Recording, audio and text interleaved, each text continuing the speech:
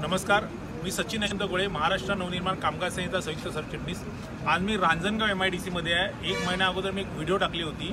त्या व्हिडिओमध्ये विषय असा होता की रांजणगावमधील कामगारांना मालकाने 25 कामगारांना गुजरातला कोरोनामध्ये ट्रान्सफर केला होता आणि त्याच्यासाठी त्या लोकांनी सन्माननीय राजसाहेबांकडे ती दाद मागितली होती आणि महाराष्ट्र नवनिर्माण कामगार सेनेचे सभासदत्व स्वीकारलं होतं। आम्ही मालकावर चर्चा केल्यानंतर त्या 25 कामगारांमध्ये 5 कामगारांना मालकाने परत महाराष्ट्रात घेऊन आलेले आहेत आणि जे उरलेले कामगार आहेत त्या कामगारांना 31 डिसेंबर म्हणजे 31 डिसेंबरच्या आतमध्ये महाराष्ट्रात परत घेऊन येऊ असं वचन दिलेलं आहे। पण मला एक गोष्ट सांगायची आहे, मालकाने या कामगारांना गुजरातला पाठवलं, त्यावेळेला सांगितलं की आम्ही कायद्याने पाठवलं आहे आणि तुम्हाला 2000 रुपये पगारवाढ करून दिली आहे, बरोबर ना।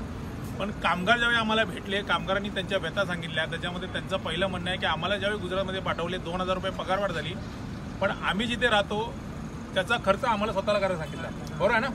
किती भाडं होतं तुमचं? 8000 रुपये भाडं होतं। 8000 रुपये भाडं होतं। दुसरी गोष्ट यांना जेवणाचा खर्च तुम्हालाच करावा लागत होता।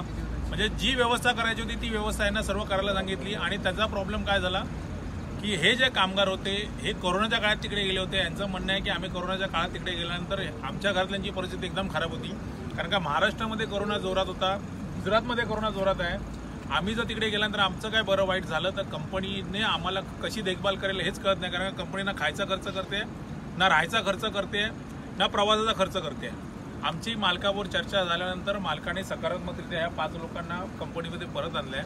ह्या कंपनीमध्ये महाराष्ट्र नवनिर्माण सेनेचे सभासत्व या लोकांनी स्वीकारल्यानंतर किंवा युनियनचे सभासद झाल्यानंतर आम्ही ह्या लोकांशी भांडलो।